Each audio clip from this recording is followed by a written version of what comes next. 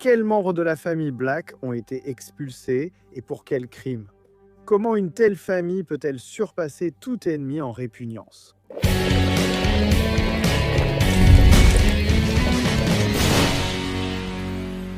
Salut les sorciers, ça va? Si tu viens d'arriver ici au Chaudron Percé, alors ne sois pas un moldu. Abonne-toi, active les notifications pour recevoir toutes les vidéos publiées.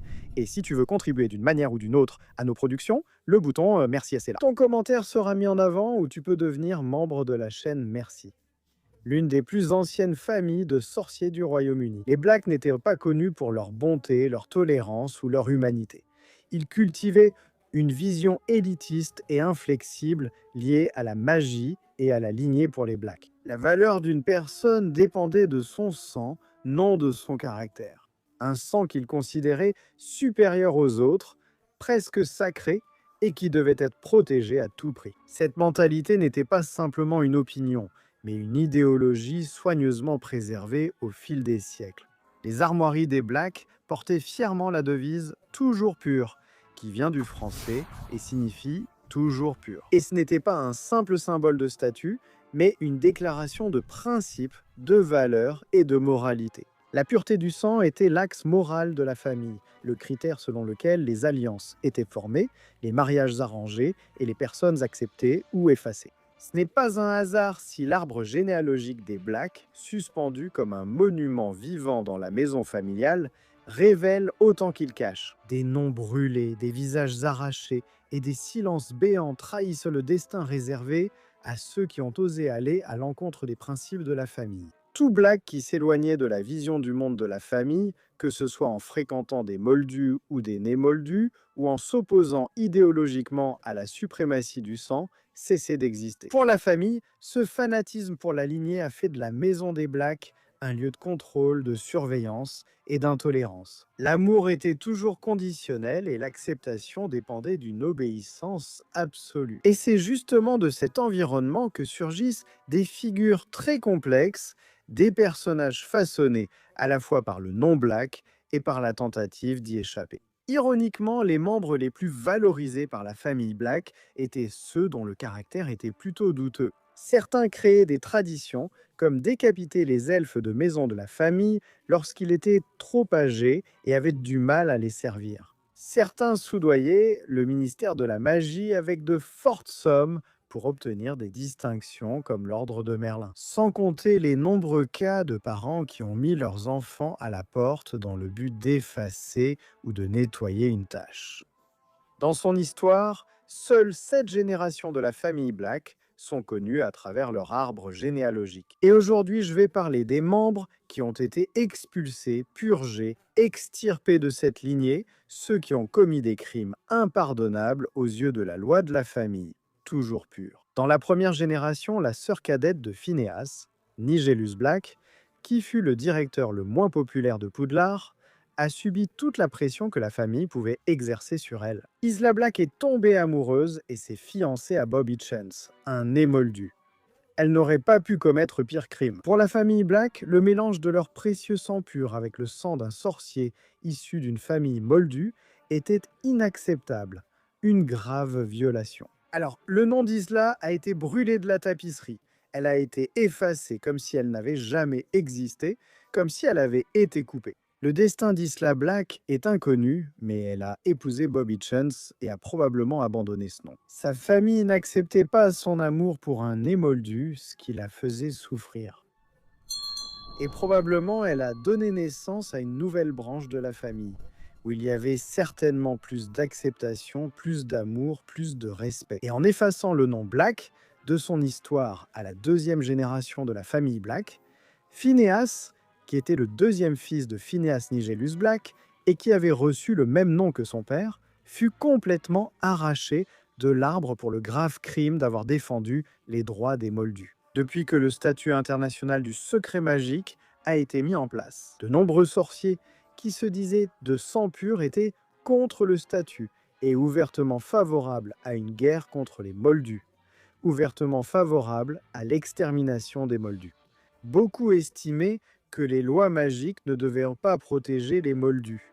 Mais Phineas Black, fils de Phineas Nigellus, défendait leurs droits. Il savait que c'était injuste, qu'importe le sorcier, d'utiliser la magie contre un moldu qui n'a absolument aucune capacité de se défendre, qui n'a aucun moyen de lutter et d'affronter un sorcier sur un pied d'égalité. Et cela a suffi pour que Phineas Nigellus Black, le pire directeur que Poudlard ait jamais eu, fasse simplement semblant que son fils n'avait jamais existé, qu'il avait été tout simplement effacé de l'histoire. Et ne pensez pas que la cruauté et l'intolérance de la famille Black se limitaient seulement à ceux qui choisissaient d'aller à l'encontre de leurs principes. Ceux qui n'avaient tout simplement pas le choix finissaient aussi par devenir des cibles. À la troisième génération, Marius Black a également été complètement effacé de l'arbre généalogique parce qu'il était un craquemol. Imaginez maintenant une famille aussi pure que les Black, au sang tout aussi pur. Produire un sorcier qui ne développe pas de magie, fils de sorcier de sang pur, qui n'arrive à faire aucun type de sort, qui ne développe rien du tout?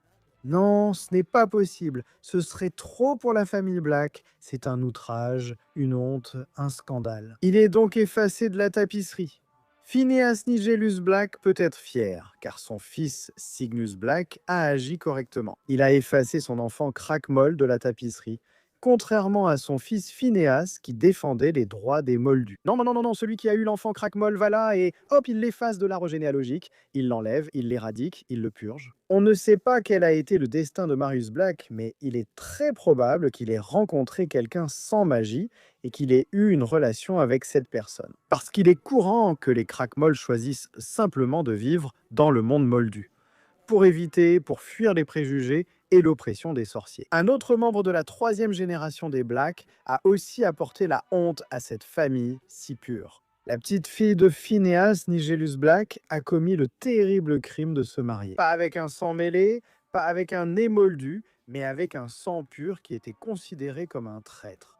Rien n'était pire qu'un sorcier de sang pur reniant sa pureté. Et Cédrella Black a été complètement effacée de la tapisserie de l'arbre généalogique de la famille, parce qu'elle a épousé Septimus Weasley. La pire famille de sang pur possible, des traîtres au sang qui ne valorisaient pas la pureté. Cédrella Black a vécu heureuse avec son mari Septimus Weasley, avec qui elle a eu des enfants, dont Arthur Weasley. Et ne pensez pas que ceux qui aident les membres considérés comme des renégats échappent au jugement de la moralité, au sens de pureté de la famille. Black Alphard. Black a été effacé de l'arbre justement pour avoir aidé son neveu, alors qu'il était encore adolescent, lorsqu'il a été effacé de l'arbre. Le cas le plus notoire, le plus célèbre, d'un rebelle de la famille Black, Sirius Black Alphard. Son oncle l'a aidé en lui donnant beaucoup d'or quand il a fui.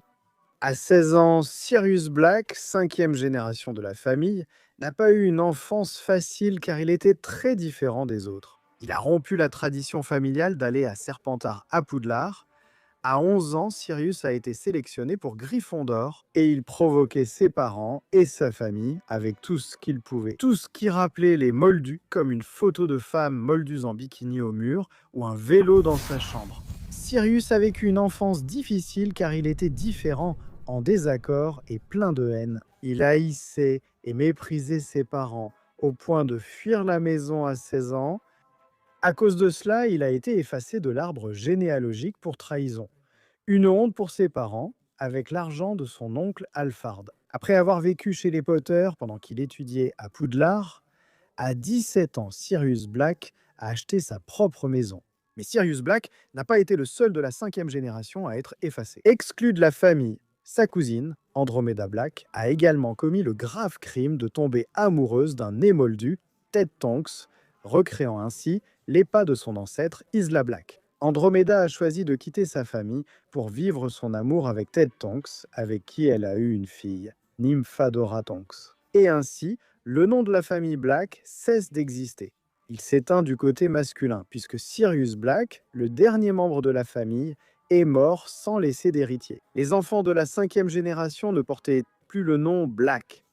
Le fils de Narcissa Black, épouse de Lucius Malfoy, s'appelait Malfoy, tandis que Nymphadora Tonks portait le nom impur de son père, né moldu. Quant au fils de Drago, à la septième génération, Il ne portait pas non plus le nom Black, tandis que le nom du fils de Nymphadora était encore plus impur. Issu également d'un loup-garou, Lupin. Et c'est curieux. Et c'est la famille Black qui, pendant des siècles, était fière de la pureté de son sang, de ses blasons immaculés, d'un nom de famille considéré comme sacré, n'a pas disparu à cause de facteurs extérieurs, mais s'est effondré de l'intérieur. La famille Black a été consumée par ses propres choix, par l'obsession de contrôler le sang, la pensée et le destin de ses membres. Sirius, le dernier Black à porter ce nom, rompt définitivement avec ce que ce nom représentait en rejetant l'héritage de la famille. Il ne met pas seulement fin biologiquement, mais aussi symboliquement.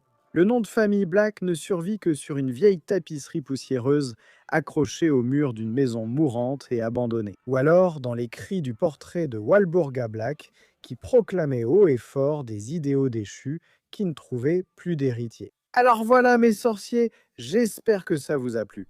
J'ai déjà fait une vidéo sur la famille Black, mais jamais uniquement sur les renégats. En donnant plus de détails et d'attention, non, j'ai réalisé une vidéo sur l'arbre généalogique des Black, en évoquant chaque membre, mais en détaillant surtout les renégats. Je ne l'avais jamais fait et je me suis dit, ce serait sympa. J'espère que la série Harry Potter explorera davantage la famille Black, sinon tant pis. C'est l'un des spin-offs que j'aimerais voir se réaliser. Une série sur la famille Black, sur les générations de cette famille. Un truc un peu comme House of the Dragon, un peu Game of Thrones, ce serait vraiment génial. Non mec, franchement, je pense que ce serait incroyable. Si tu as aimé cet épisode, n'oublie pas de laisser ton like. À bientôt pour le prochain épisode. Mal fait, fait.